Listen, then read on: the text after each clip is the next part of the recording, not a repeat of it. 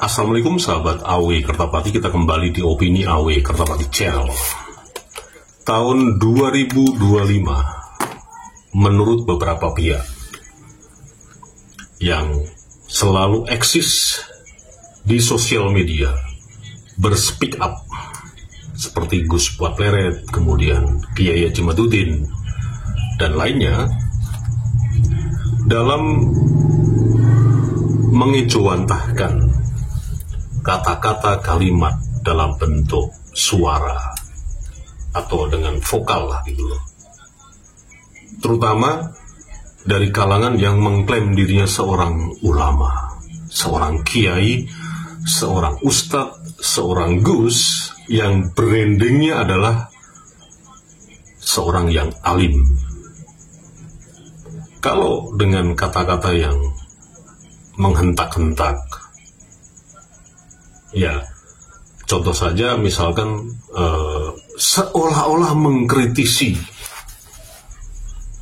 salah satu tokoh yang ada di Indonesia ini, entah politikus, entah bahkan presiden sekalipun, atau yang lainnya, dengan kata-kata yang meledak-ledak, dengan kata-kata yang bombastis, ya, seperti yang dilakukan oleh para klan Ba'alwi. Anda tahu kan bagaimana intonasinya dalam bicara, baik yang mereka ini punya karakter asli tanah tandus Yaman, Tarim Tai, itu kan, atau para habaib yang lemah lembut gaya bicaranya, tapi tetap aja tidak bisa menutupi auranya, aura yang memang ganas, karena ya memang mau tidak mau leluhurnya ini, kakek moyangnya ini secara demografis dilahirkan di wilayah yang tandus. Mau dia berlembut-lembut seperti apapun juga, dengan kostum imamah, jubah, dan seterusnya, aura kerasnya itu tetap tidak akan luntur, tetap akan dirasakan oleh orang-orang yang paham membaca aura seseorang. Nah, kembali kepada pendapat Kiai Haji Madudin Usman Al-Bantani, pendapat Gus Pleret, kalau narasinya meledak-ledak seperti itu dan seolah-olah membela ya kaum bawah, sebagai patriotisme, sebagai singa, sebagai macan, dengan keras menentang oligarki dan segala macam ya, korupsi, macam-macam ya, pik dua. Tapi dengan seolah-olah gitu loh, seolah-olah membela rakyat kecil gitu loh. Rakyat kecil yang mana gitu loh, membela nelayan, membela buruh, membela jamaah. Yang nampak, kalau dengan bahasa-bahasa yang masih terus diulang-ulang dilakukan hal yang sama, ya pasti saja akan menghasilkan hasil yang sama pula. Dan ini akan terus ditinggalkan secara pelan-pelan oleh orang-orang atau anak-anak abad ini gitu loh. Karena sudah merasa nggak nyaman mendengar seperti itu.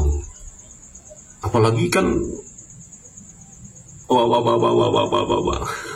orang-orang itu kan mengklaim dirinya sebagai seorang ulama, sebagai public figure yang digandrungi banyak jamaahnya, dengan cara-cara ngomong yang sombong gitu loh, ngecilin orang, walaupun dengan cara-cara yang lembut, dengan cara-cara yang halus, elegan, apalagi digarisbawahi dengan hadis, dengan dalil, macam-macam lah. Itu akan ditinggalkan oleh orang hari ini. Orang zaman ini itu sudah muak dengan kemunafikan, muak dengan penampilan yang dibuat-buat, muak dengan segala sesuatu yang selalu di-packaging. Orang sekarang ini maunya natural, yus oponane seperti saya ini. tidak dibuat-buat. Ya memang ini gaya ngomong yo. Nggak munafik, saya itu juga nggak. Aku cuman dodolan ini loh. Nih buku ini loh. Kan sudah menjadi kesimpulan publik bahwa jualan buku mana bisa kaya. Loh, itu terserah Anda menyimpulkannya. Saya cukup passion saya adalah jual buku ini.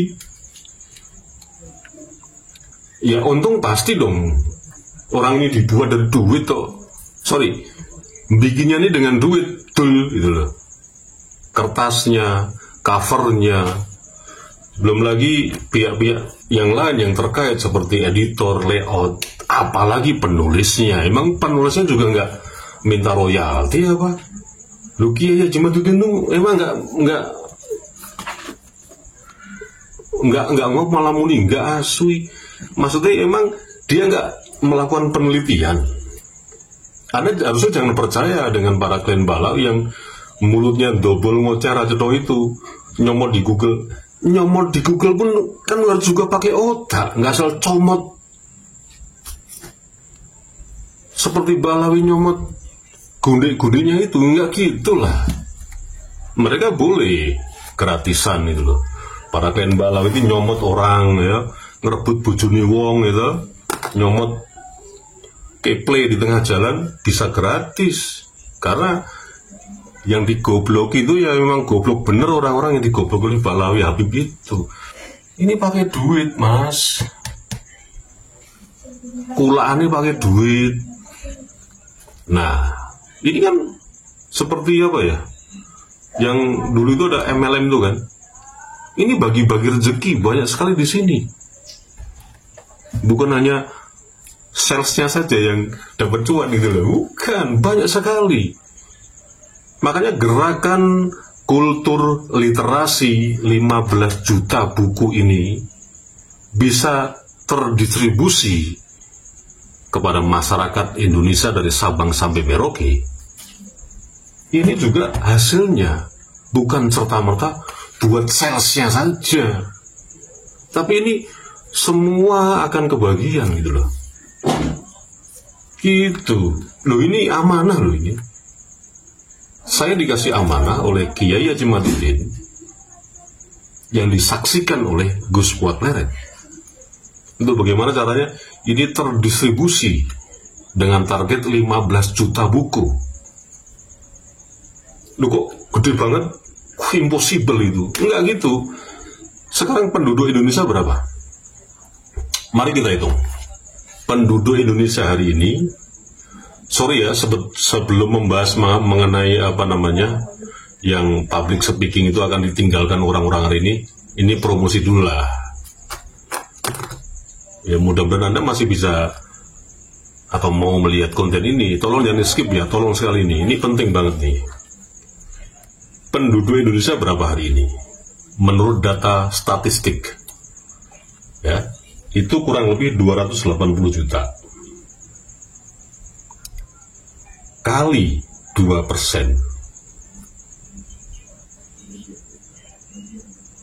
kurang lebih 5.600.000. Nah, kenapa kita menargetkan?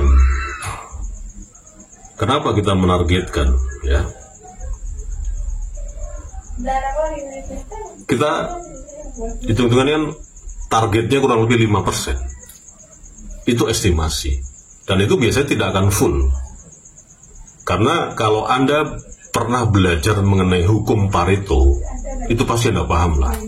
Makanya target 15 target kurang lebih 280 juta penduduk Indonesia, kita targetkan 10%-nya aja bisa mendapatkan atau memiliki buku ini. Estimasinya paling nanti turun jadi 5%, kurang lebih di kisaran, kalau sesuai dengan kalkulator 14 juta itu.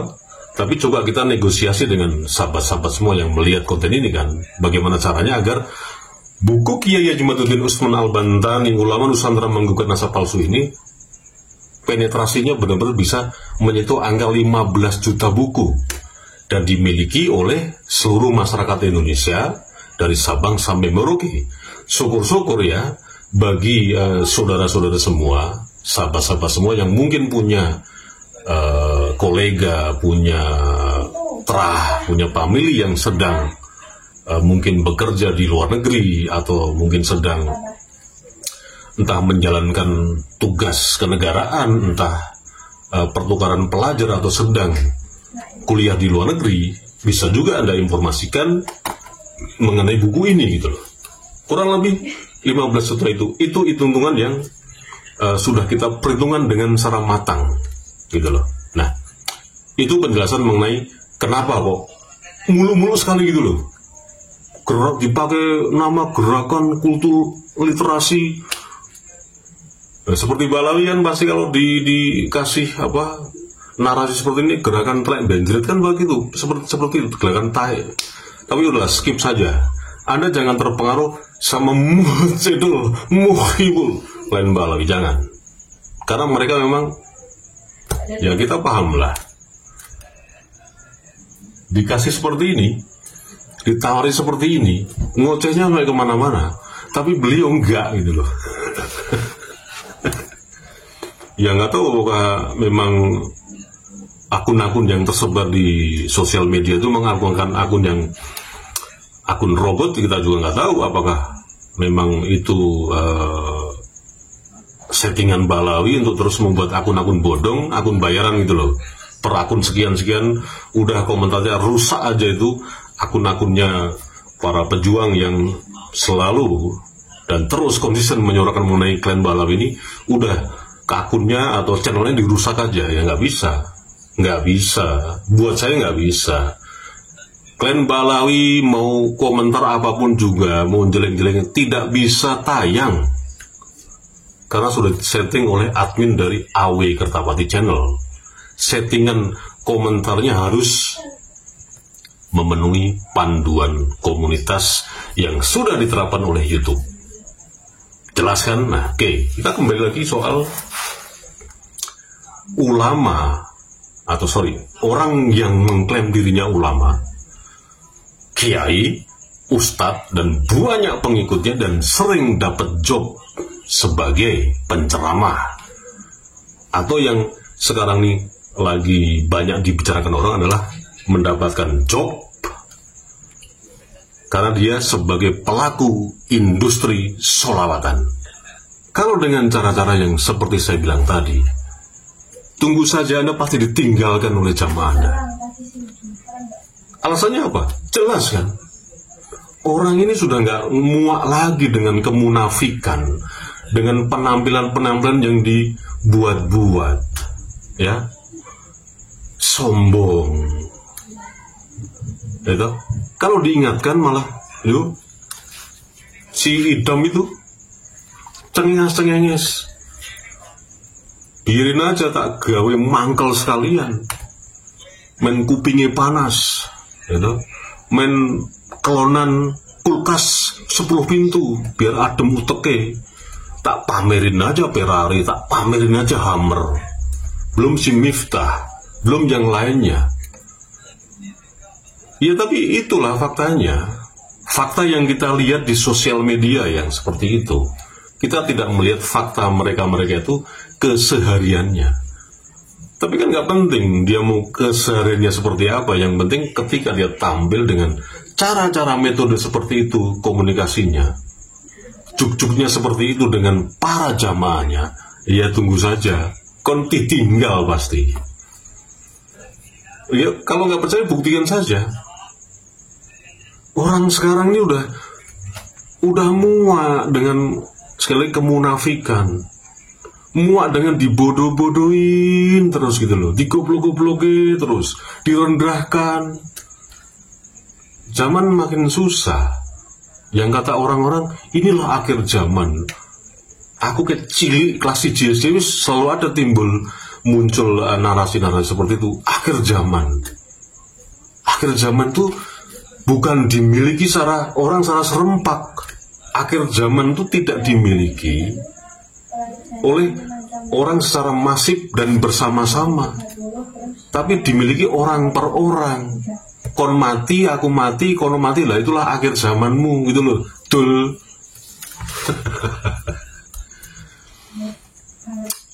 Saya kira itu aja hari ini untuk obrolan yang nggak penting ini. Tapi jangan lupa, sekali lagi saya ingatkan pada pemirsa semua, sahabat-sahabat semua AW Kertapati Channel, beli buku ini. Dapatkan bukunya dan buktikan sendiri. Linknya ada di deskripsi. Wassalamualaikum warahmatullahi wabarakatuh.